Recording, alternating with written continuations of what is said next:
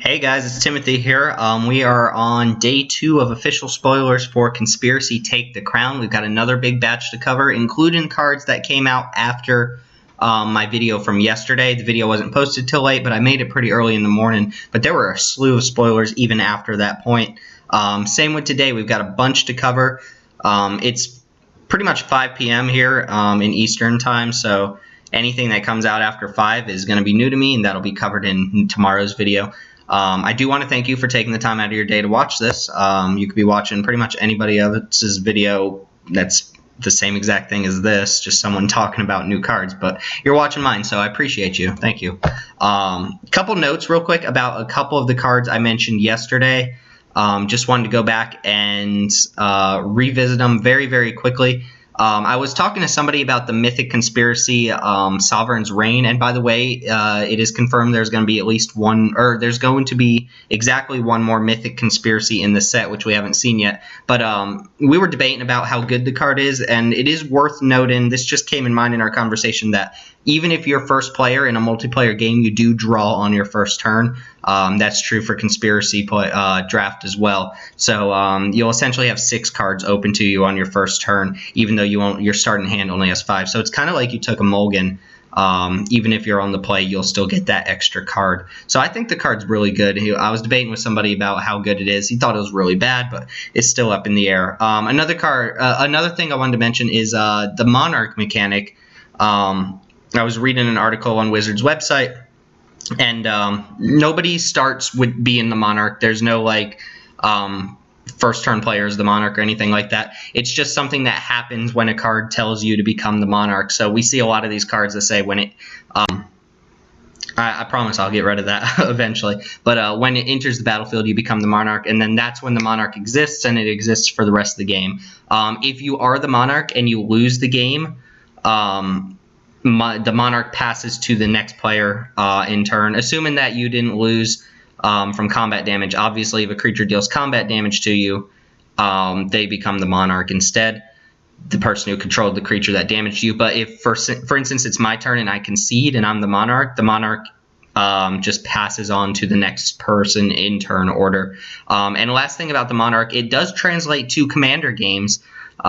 This is a mechanic that will be in Commander games, and once the Monarch's out, it's there for the rest of the game, so be careful with that. Cards that make you the Monarch in Commander might not be as crazy as they look unless they're giving you a huge benefit. Remember, you do draw a card at the end of your turn if you're the Monarch. 2 more things to mention real quick before we get into new spoilers. The Goad mechanic.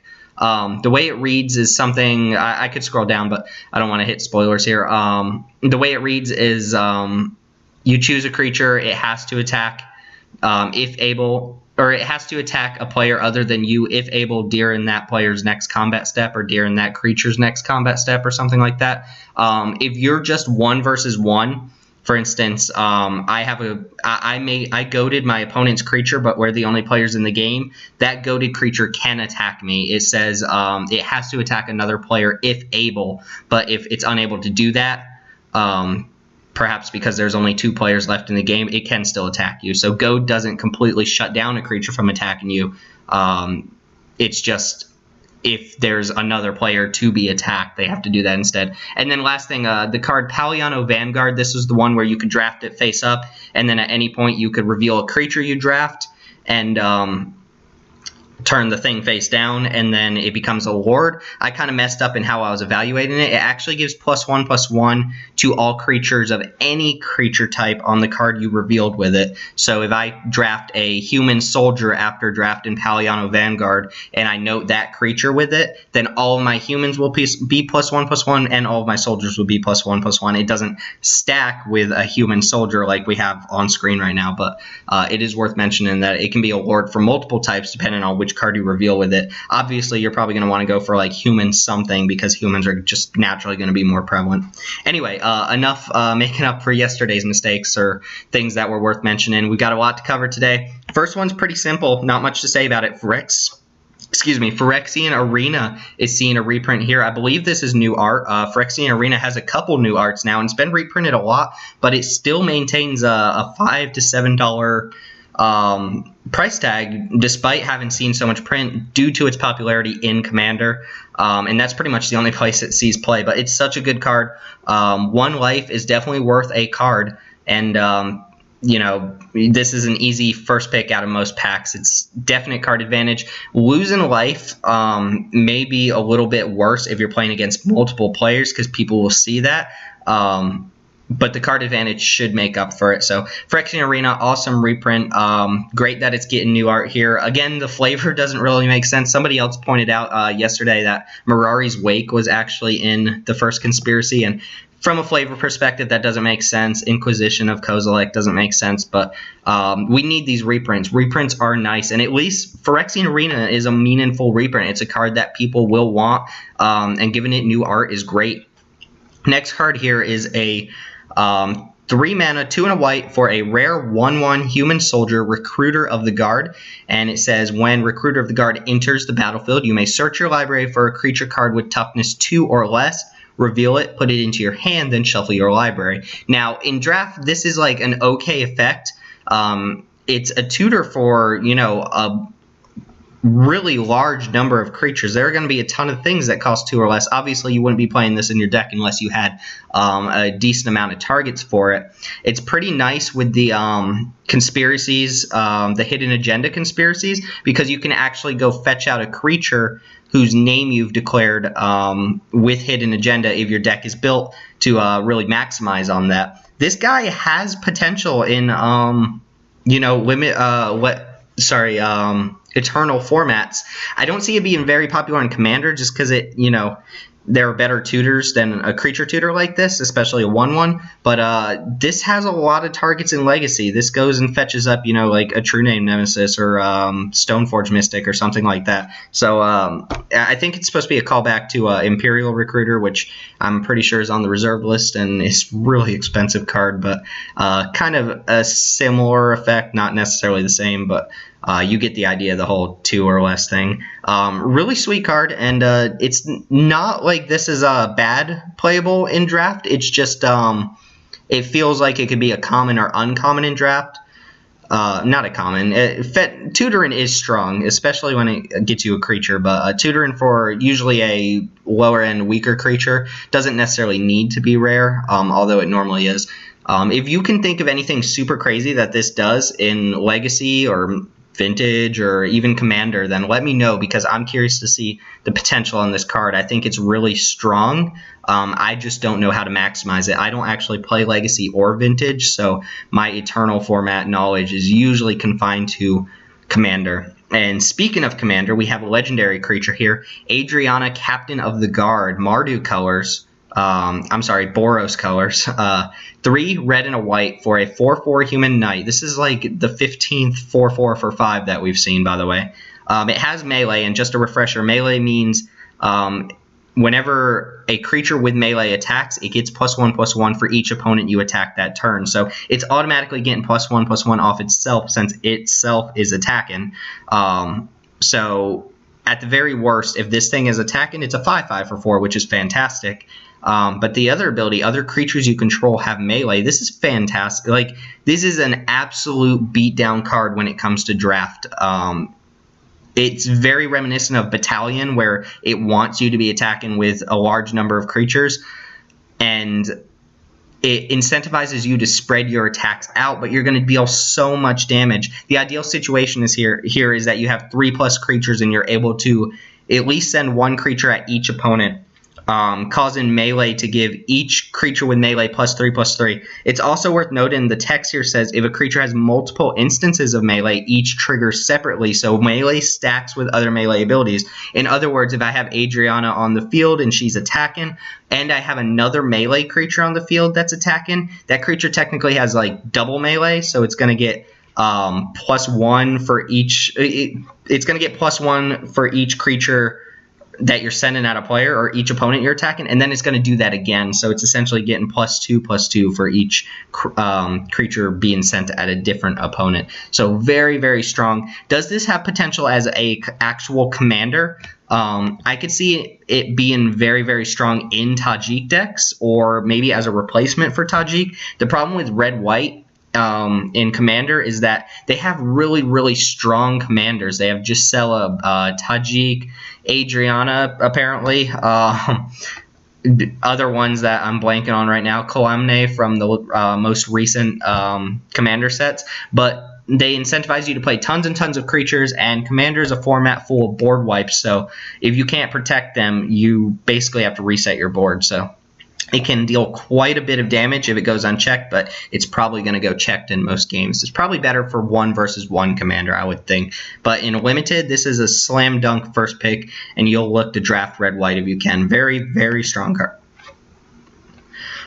Wings of the Guard is a 1 in a white bird, a 1/1 common creature with flying and melee. Now, cover up that melee part, and this is probably the worst card you can possibly think of. A 1/1 for 2 with flying is not good. A 1/1 for 1 with flying is not good. But melee means that when it attacks, it's at minimum going to be a 2/2. It's going at a creature, so the melee triggers. And if you ever send additional creatures at other opponents, it's going to climb higher than a 2/2. So if you're a deck that wants to be attacking, which is the only deck you would play this in, this is a 2/2 flyer for 2, which is fantastic. And it has potential to be even stronger than that. So in multiples, this is a very good card. This is the type of card that you would draft around and then name with a hidden agenda. We haven't seen the white hidden agenda. I believe there's a cycle going around for each color, but it probably has something to do with attacking, I would think. But don't let this card deceive you. On its surface, this is not strong, but melee seems like a very, very strong ability, especially something you want to be drafting in a format where you're against 3 other players and you want to come out on top. So don't sleep on this card. Melee is a very strong ability. Moving on, Throne Warden. Warden of the Throne. This is 1 in a white for a 2/2 human soldier at common, so a bear. At the beginning of your end step, if you're the Monarch, put a 1/1 counter on Throne Warden. So this is an incentive to be the Monarch. Being the Monarch or maintain and control the Monarch is focused in white and black from what I read, but it is prevalent in all the other colors. Article I read yesterday said there is at least 1 card in each color that lets you become the Monarch by entering the battlefield. But most of the abilities that center around it are in white-black. And here we have a pretty good payoff. If you're the Monarch, when this comes down, it's essentially a 3/3 for 2 that has the potential to grow even bigger. I'm really liking white so far. White and red especially have just the beatdown you need to pull out a game in a 4-person free-for-all. And a card like this is just fine. Like, you're still going to play bears even in a 4-person free-for-all. And at some point, somebody's going to become the Monarch. People are just going to play that. So even if you don't have cards that automatically make you the Monarch, you're playing white, you're playing these like dirtily flyers and these creatures that can go wide, you're probably going to be able to deal combat damage to the Monarch, become the Monarch, and then trigger this ability. What I do also like about this card is that if you deal damage during a turn that you're not the Monarch and you become it, this will trigger on your end step. So it kind of sits there as just a 2/2 until you actually become the Monarch, in which case, a 3/3 for 2 is already fantastic, and it just grows from there. Pretty sweet. I really like the white. So here's what I was saying. That it looks like there's 1 of these for each color, hence the border. But Hired Heist is a blue conspiracy with hidden agenda. That's the one where you name a creature, and you put this in the command zone, and then you can reveal the name at any time to give it the effect. It says, whenever a creature you control with the chosen name deals combat damage to a player, you may pay blue. If you do, draw a card. So it's like a build your own thief or build your own scroll thief or whatever that card with that ability is. This is not bad at all. And it is specific to whatever creature you name, but if you have this in your pool and you're playing blue, just name a card. Like, you don't have to be super tricksy with it. Obviously, if there are any creatures in this set that are unblockable, which I would assume there's probably going to be at least 1 or 2 probably in blue, it's just a good way to get through damage. And there were a couple unblockable creatures in first conspiracy that this card would be very good to pair with that. So I don't think this is a super high pick. I think it's something you want later in the pack, and I don't think people will be picking up very very high in the draft, but if you have multiples in blue, this is something you're probably actively looking for, since blue has a lot of evasion, and paying 1 blue to draw a card anytime it hits is very, very good. It can give you a lot of card advantage if you name the right kind of creature with it. Also, just keep in mind, there are going to be some games where people just, still get mana screwed in a 4-person game, and they're not going to be able to play creatures right away. If you can pair Hired Heist with like a 1-drop or, a really early game creature, and then just kind of peck that dude who doesn't have anything going for a while, that can get you way ahead on cards. Desertion is a reprint. It is a reprint from Visions, I believe. It was also in 6th edition, and there was one of those fancy foil cards from the Commander's Arsenal. So it's been reprinted 3 times, but not super accessible. It is still around $5 to $6 at the moment, so it's a decent card to pull. Normally, a counterspell, I would advise against playing counterspells in any sort of limited format, but playing a counterspell in a 4-person free-for-all is really bad. Just 1-for-1 effects like that are not going to get you ahead. Thankfully, Desertion is actually a lot better than that, and is most of the time a 2-for-1. What it does is you counter any spell.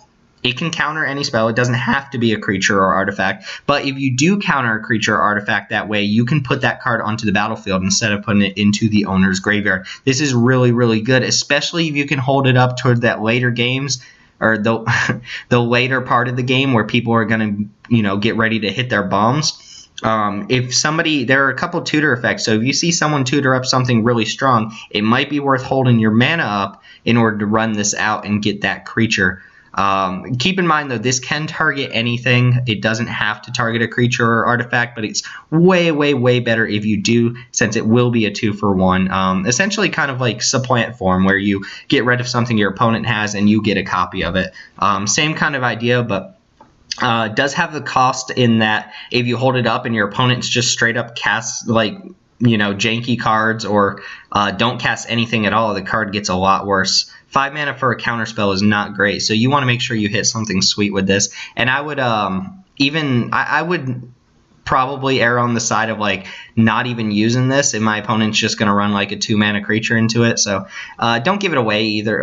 It's pretty straightforward. If people study the set and they're aware of the tricks that if you pass your turn with a bunch of cards in your hand and 5 blue mana open, you might just have Desertion in your hand. I think it's a solid card. I would probably first pick it in a draft, but it has a little bit of risk with it, like most counterspells do. I need to stop doing that, don't I? Anyway, Hallowed Burial is another reprint. I want to say from Eventide or Lorwyn. I think Eventide, but one of the cards in that set, or one of the sets in that block. Yeah, you know what I mean. Anyway, for those of you who've never seen the card before, it's 3 and double white for a rare sorcery. I don't know if it was a rare before. I'm assuming it is. It's pretty good, but put all creatures on the bottom of their owner's library. So it's literally just Terminus for less mana, except Terminus has Miracle, so maybe that's like a blind comparison. But this is probably the card Terminus was based off of, since it's the same effect. But it's a creature wipe. It gets around Indestructible. It gets around some other kind of nasty things like Hexproof, and it just resets the game. Where this is really good is when you're the Monarch and you just clear the field, and then you get to draw a card on the end of your turn, and you're probably not going to get hit on the following turn. It's also good just to have. I really, really like reset buttons. Even if I'm ahead in the game, I like having a card like this in my hand, simply because if things go awry, then you can get punished for it. It's also a card to be aware of, especially when you're playing against 3 other people simultaneously. Don't overextend into it. If you're in a dominating position and you don't necessarily need to play every single creature in your hand, you might want to be aware that a white player at the table might have Hallowed Burial and might just be holding it back. So if they have a bunch of creatures in hand and they're kind of just laying out one creature for 2 mana and they're leaving a bunch of mana open, be aware that there might be a board wipe coming in. This is a good board wipe. It really is. Alright, next card in line here is Custodial Lich. If I'm mispronouncing that, please let me know. But it's 3 and double black for a 4-2. Terrible stats, by the way. 4-2 for 5 is absolutely dreadful. It is a rare, and it's a zombie cleric, so not a lot of zombies in this deck, but timely for all those people who want a card in their zombie EDH deck, and has a Monarch relevant ability to add to your EDH deck. Anyway, when it enters the battlefield, you become the Monarch. So, like I said, there are a lot of cards that do that, and it's a nice way to just introduce being the Monarch into the game. Starting off with you, which means this guy's probably going to draw you a card at the very least by making you the Monarch, and then you're probably going to maintain being the Monarch until the end of your turn, which is when you draw the card. So not bad there. You can consider this like a 4-2 for 5 that draws you a card, and that's not technically really that bad either. But when you become the Monarch, target player sacrifices a creature. So this is actually a little bit better than it sounds, because on its surface, your opponent, target player is going to sacrifice a creature automatically because you're going to become. Sorry about that. Screensaver. I need to just kind of move the mouse a little bit. But you're going to become the Monarch. You're a single player of your choice is going to sacrifice a creature. And then any additional time you become the Monarch while you control this guy, you get to have somebody else sacrifice a creature. So it's kind of a little bit of a mind game if you have creatures that can attack through your opponents, because people are going to come at you for the crown. They're going to want to be the Monarch to draw extra cards, but they also know if you have this guy on the field and you're able to steal the Monarch back and become the Monarch again, that somebody's going to have to sacrifice another creature. It is worth noting that this guy has ETB trigger, and then his other ability is a triggered ability in response to becoming the Monarch. So he can actually be killed at instant speed before you become the Monarch with his ETB, and then nobody has to sacrifice a creature if he's off the field before you become the Monarch. So keep that in mind. If there are relevant, like really cheap burn spells or bounce spells, that they can get around that sacrifice clause by getting rid of him in response to the ETB trigger. Moving on to whatever this card is, Protector of the Throne. Don't know if that's the actual name or not. It's probably just rough translation, but this is a 6 mana. I think the most expensive card, or tied for most expensive that we've seen in the set. You can't afford to play a lot of huge spells in a 4-person game, but it is a rare. It's a 2/5. It is a giant creature. When it enters the battlefield, you become the Monarch. See, just tack that onto everything, right? Focused in white and black also. Pairs really nicely with the last guy we saw. And pretty much any card that lets you just automatically become the Monarch works really, really good with the last guy. If damage would be dealt to you, you may have that damage be dealt to Protector of the Throne instead. So this is okay.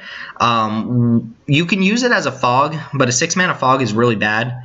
One thing that this does nicely, I'm assuming this is the idea of the design, is like even if this guy's going to die, you're probably not going to take combat damage that turn, because all combat damage will be dealt simultaneously, and you can choose to have it all dealt to this guy instead. And that means you're going to maintain being the Monarch, at least through that combat phase. This guy doesn't have quite enough toughness to be super, super relevant. I feel like cards can go really wide, but he does block nicely against small creature decks, and he's really good against very evasive creatures, but with really small bodies. So imagine those like little 2/2 flyers in the air. This guy can just soak up that damage, and it's not relevant anymore. So this guy might be worth picking, but I don't know that he's a slam dunk first pick. Maybe I'm misevaluating it, but 6 mana is a lot, and I think he's just shy of being like a bomb or something like that. Still a solid card. His abilities go very well together, and he's good in a deck where you want to be the Monarch or you have some sort of benefit for doing that. Not to mention just having the fog on board seems okay at the very worst. Also very good against burn. It doesn't say damage dealt by creatures, assuming this is translated correctly here. So if your opponent tries to burn you with like a 2 or 3 mana spell, you can, redirect it to that guy over there, and he'll take the damage instead. I don't know. I don't think it's a slam dunk. I really don't, but I might be misevaluating it, so let me know what you think about it.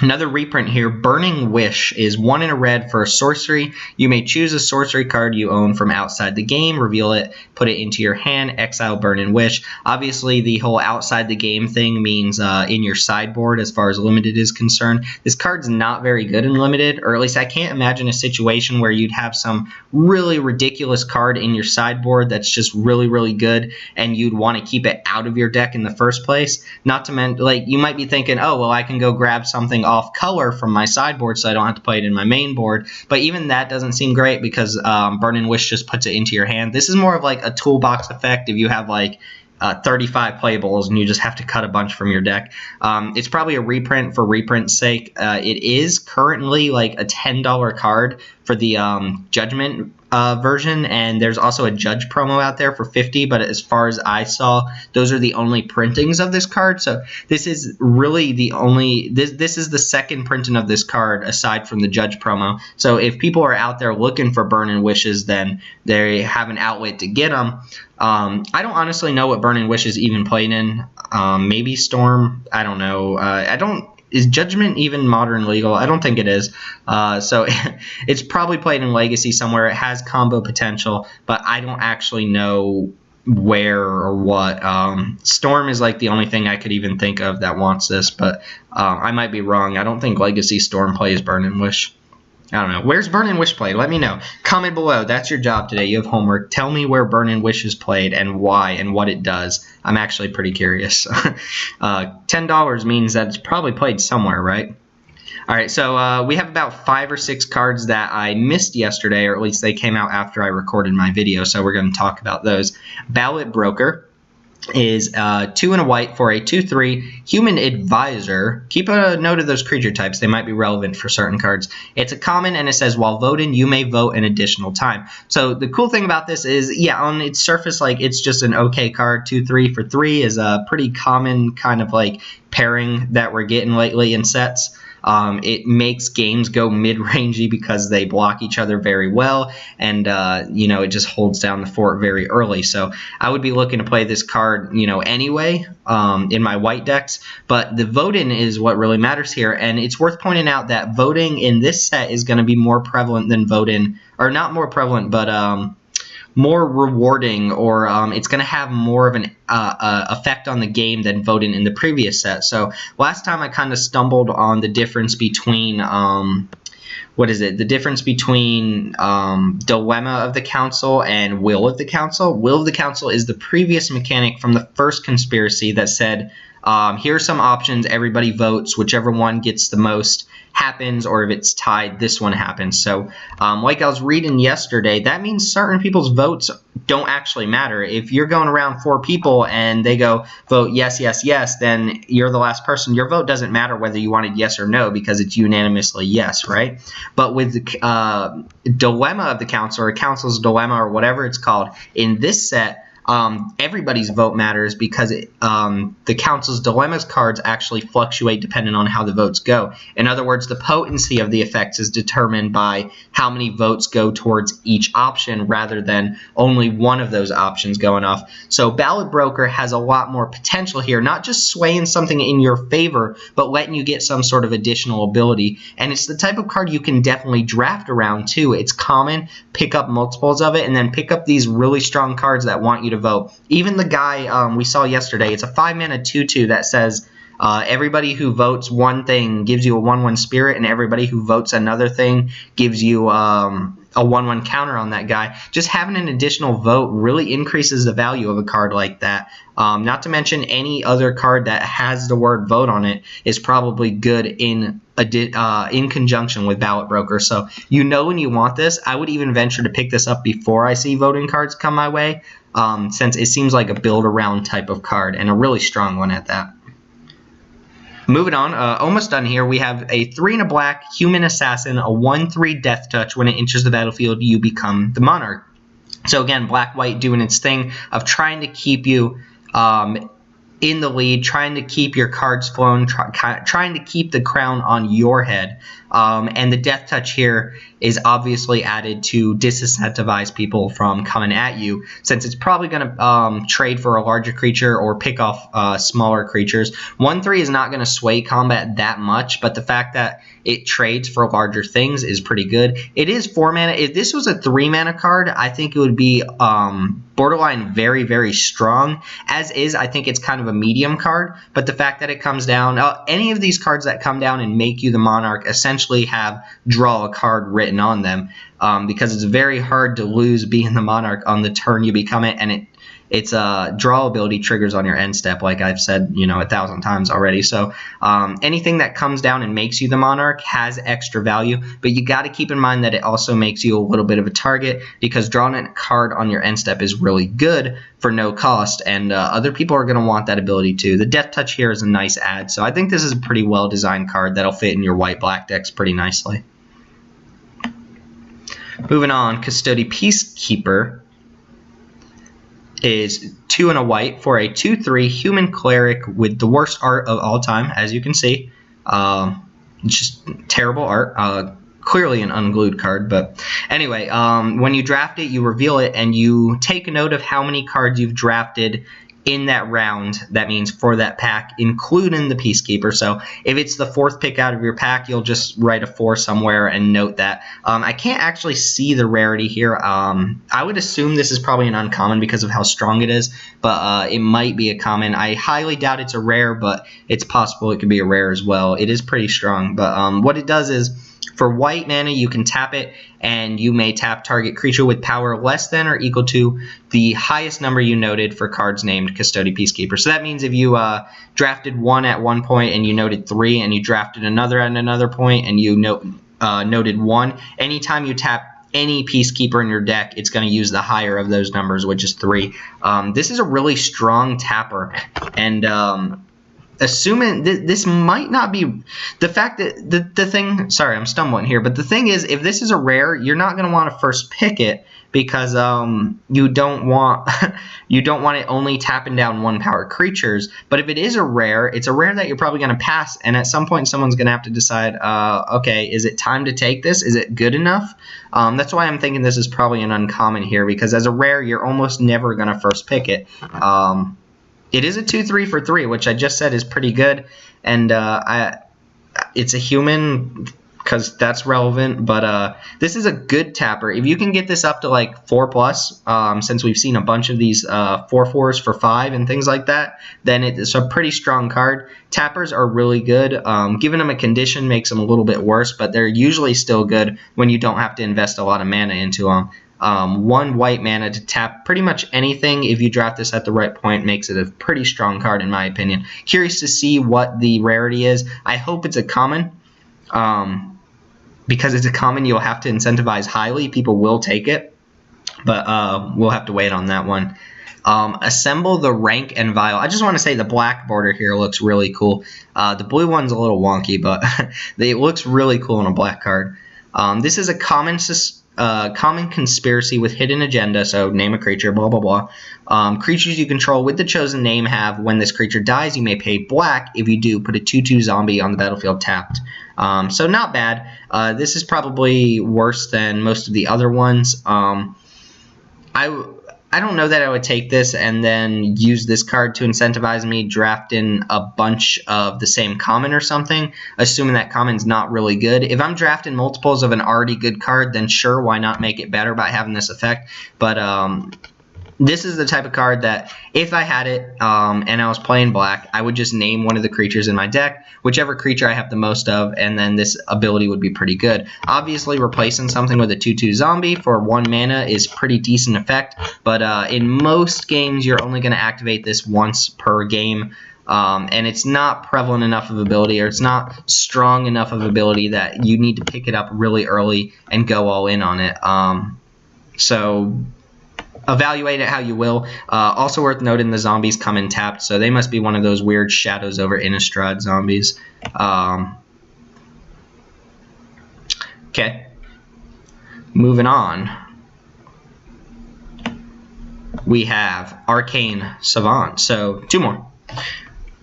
Arcane Savant is 3 and 2 blue for a 3/3 rare human wizard. Kind of a complex effect here, so take this one slowly. Before you shuffle your deck to start the game, you may reveal this card from your deck and exile an instant or sorcery card you drafted that isn't in your deck. So stop, right? Stop. So assuming you have this guy or you have multiples of them and you want his effect to do anything, you have to show your opponent at the beginning of the game that you own this card and that it's going to be in your deck. You don't remove it from the deck. You still shuffle it up into the deck, but you have to show everybody that you have it.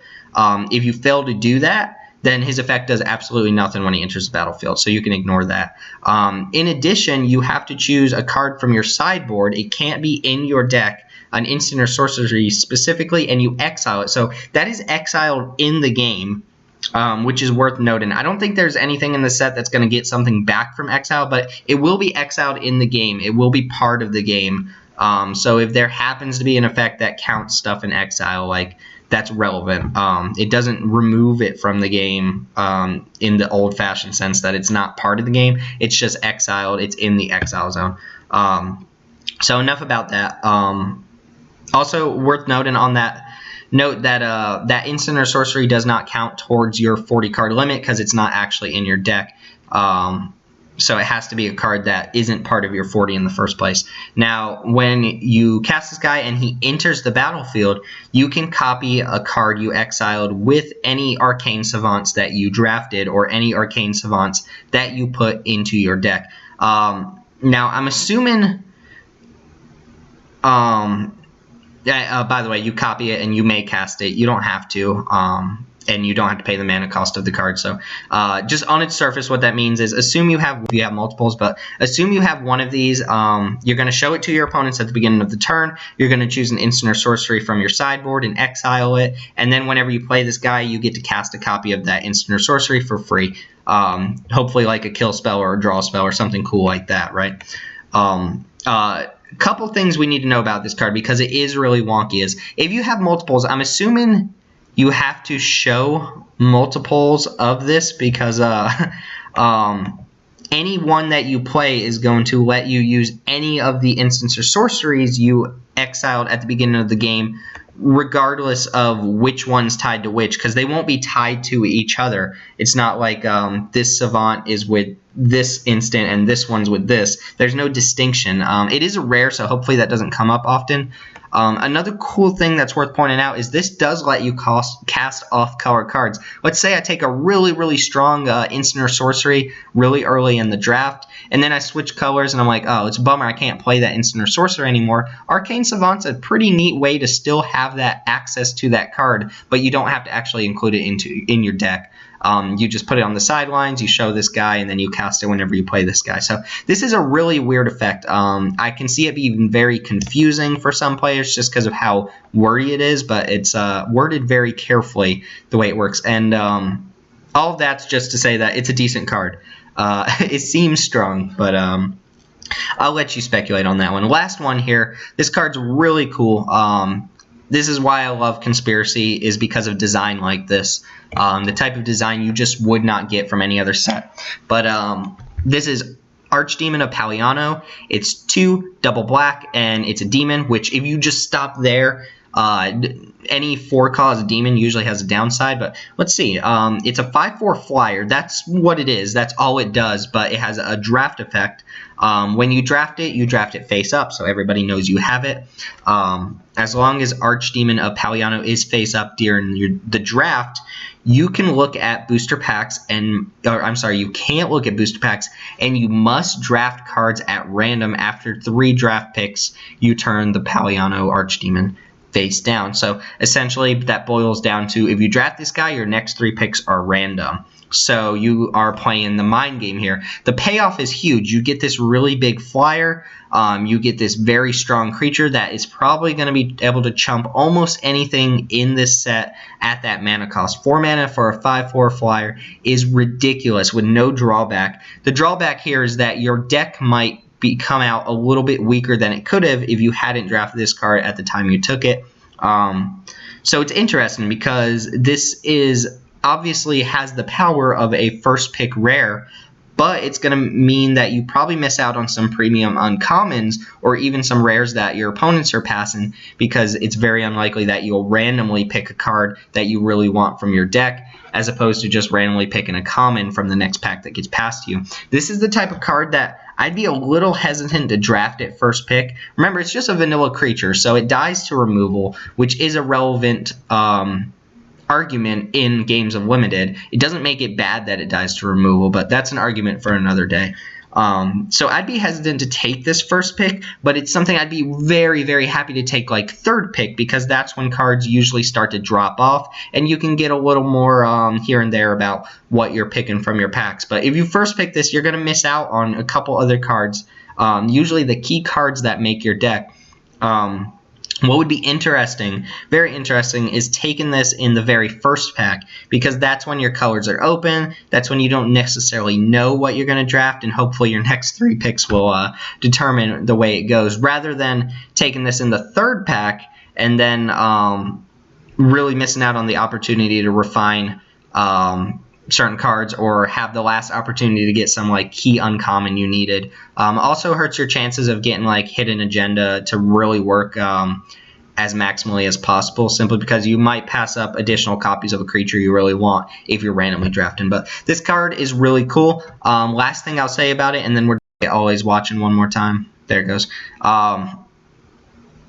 This outside of draft, outside of conspiracy, can be played in Eternal formats as just a 5/4 flyer for 4. Obviously, there are better cards than that in Legacy and Vintage, but in Commander, if you're in the market for like a 5/4 demon for 4 with no downside whatsoever, you can play this.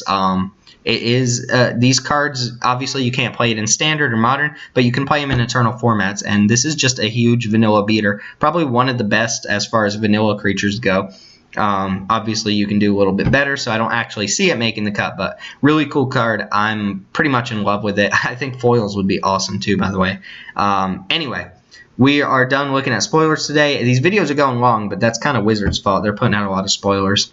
Anyway, again, I'll say thank you for sitting here and watching me stutter and do this to my nose every 5 seconds, because it itches constantly. But thanks for taking the time out of your day to watch these videos. I hope you're enjoying the spoilers as much as I am. I hope you're ready for Conspiracy in just under 2 weeks. And again, thank you for watching, and I will see you all next time.